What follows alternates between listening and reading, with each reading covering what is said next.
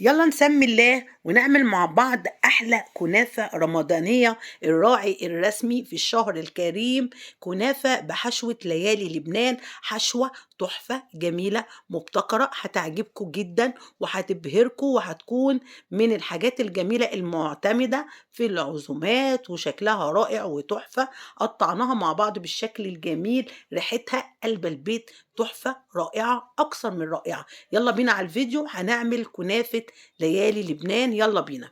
السلام عليكم ورحمة الله وبركاته. معاكم عزة حسين من مطبخ أكلاتي. من فضلكم اللي يعدي على الفيديو ما ينسانيش لايك وشير ونشترك. يلا نسمي الله ونصلي ونسلم على الرسول، وكل سنة وانتم طيبين. شهر كريم عليكم يا رب العالمين. وهنعمل مع بعض الراعي الرسمي للشهر الكريم، الكنافة التحفة، كنافة ليالي رمضان أو كنافة بحشوة ليالي لبنان. يلا نبدأ الأول مع بعض بالسيرب اللي احنا بنعمله أو العسل. حطيت 2 من كوباية سكر و2 كوباية من المية، أنا كنت محضراهم بس حبيت أوريكم الطريقة. أكيد احنا كلنا شاطرين وعارفين ما شاء الله عليكم.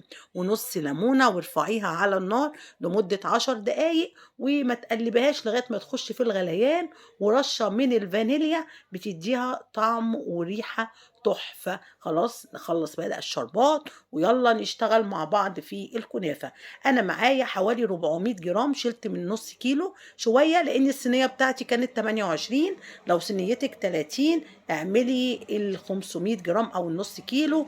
بالنسبة للزبدة او السمنة هنسيحها. النص كيلو بياخد حوالي 125 جرام من الزبدة او السمنة، او كوباية من السمنة السايحة، معلقتين من جوز الهند، ودي حاجة اختياري لو انت حباها. مش حباها استغني عنها. معلقتين من السكر البودر او يكون ناعم معاكي شوية زي ما انا عملت دلوقتي. ابتدي قلبيه كويس قوي بعد ما طبعا قطعناه صغير قوي. نبتدي نشربها السمنات او الزبدة كويس. هاتي الصينية وتكوني دهناها سمنة كويس جدا، يعني حوالي معلقتين عشان عايزينها تقلب معانا. ابتدي بقى حطيها عشان تحمر وتكون متشبعة بالسمنة أو الزبدة. ويا سلام لو حطينا بس معلقة سمنة بلدي في الزبدة أو السمنات بتاعتنا.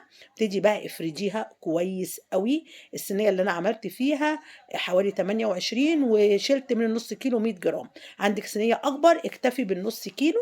وابتدي بقى اتفسيها كويس. هاتي صينية أصغر منها، بس أنا عايزاكي تتفسي الكنافة وتتكي عليها كويس قوي وتخليها كلها متساوية. واهم حاجة تعملي لها السور اللي انا بعمله ده ضروري جدا، ودي اللي هتنجح الوصفة معاكي اكتر.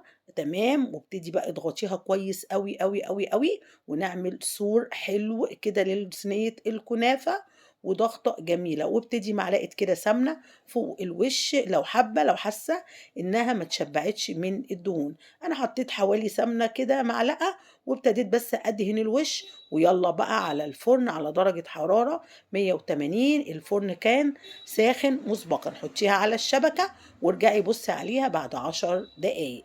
دخلناها بقى الفرن بالشكل ده على الشبكة، وابتديت اراقبها. لما لقيتها استوت من تحت وكويس ابتديت اولع عليها الشواية عشان تاخد اللون الذهبي الجميل. يلا بقى نسيبها في الفرن لغاية ما تستوي. تعالوا بقى نعمل حشوة ليالي لبنان التحفة اللي انا بصراحة حاسة ان انا ابدعت فيها لانها طعمها خيال. 2 كوب من اللبن، كوب من السميد او كوب الا ربع، نص كوبايه من السكر، ماء ورد او زهر، وفانيليا. وهنبتدي بقى وهقول لك مكون خطير هيديها طعم زي الهنود. حطي كوبايتين من اللبن او نص لتر من اللبن. انا حسيت ان اللبن شويه حطيت نص كوبايه، يبقى كده كوبايتين ونص. حطي بقى حوالي 3 معالق من ماء الورد او الزهر، وانزلي برشه حلوه من الفانيليا، بس لو بودر ما تكتريش كتير عشان ما يمررش. شايفين بقى الحاجة الجميلة اللي هتديكي التست العالي؟ الحبهان المطحون او الهيل المطحون. كان عندي طبعا متواجد، المستورد عندي جميل جدا، لكن ممكن تجيبي من اي عطار. وحطي كوباية من السميد او كوباية الا ربع، ونص كوباية من السكر. ولو مش عايزة ان يكون محلوة قوي خليها حوالي ربع كوباية. تمام، بس هو اللي أنا باقول لِك عليه ده مضبوط، قلّبيها حلو أوي ويالّا ارفعيها على نار متوسطة الحرارة وما تشيليش إيدِك من التقليب، عايزة التقليب بيكون على حاجة واحدة زي يعني لو على اليمين، اليمين، على الشمال، الشمال، ويالّا بقى إيه معلقة كده كبيرة من النشا علشان مش عايزاها تكون سايلة، عايزاها تتماسك، معلقة واحدة بس، ما تكتريش عن معلقة من النشا الذرة وانزلي عليها وقلبي بُصّي بقت زي الكريمة واستوى معانا السميد وبقى بالشكل الرائع اللي إحنا شايفينه ده، حاجة كده بجد والريحة خطيرة، أنا مش عايزة أقول لكم الفانيليا مع الحبهان مع ماء الزهر عامل إيه في البيت، معلقة بقى أو مكعب من الزبدة بعد ما تطفي عليها وهي على النار لأ، وابتدي قلّبيها لحد ما هي هتسيح أكيد، لإن طبعًا الكريمة الجميلة اللي إحنا عاملينها ليالي لبنان دي سخنة، خلاص اطفي عليها وسيبيها تهدى شوية، وهنا كان السيرب بتاعنا خلاص جميل أوي وطفينا عليه وهنسيبه لإن إحنا محتاجينه يكون بارد، وهيكون متوسط لا تقيل أوي ولا خفيف، كده بقى خلصت معانا صينية الكنافة وطلعناها وهي لسه سخنة، يالّا هاتي كوباية من الشربات الجميل أو السيرب اللي عملناه أو العسل، وابتدي بقى بالفرشة نطّري كده وشرّبي كده مش عايزاكِ تكُبّي عشان أنا عايزاها تكون مقرمشة، لأ أنا عايزاكِ بالفرشة تبتدي تنطّري كده في كل حتّة على صينية الكنافة، شايفين أنا باعمل فيها إيه، عايزاكم تعملوا كده نفس الطريقة اللي أنا باعملها هتطلع معاكِ بُصّوا حاجة خطيرة ولا تقولي لي حلواني ولا الكلام ده خالص، حاجة بيتي جميلة إبداع من إيدِك يا سِت الكل. جميل، بُصّوا بقى حضراتكم معايا، خلاص يالّا بقى جِبت كريمة ليالي لبنان الخطيرة اللي باقول لكم عليها، وهابتدي أفردها على صينية الكنافة بالشكل ده، وابتدي كده سوّيها وادّيها شكل جميل، عايزاكِ كده تخلّيها كده حاجة متساوية وجميلة أوي، أنا لمّا يعني مش عايزة أقول لكم وأنا بانزّلها على الكنافة، ريحتها مع الكنافة خيال، بجد وهم.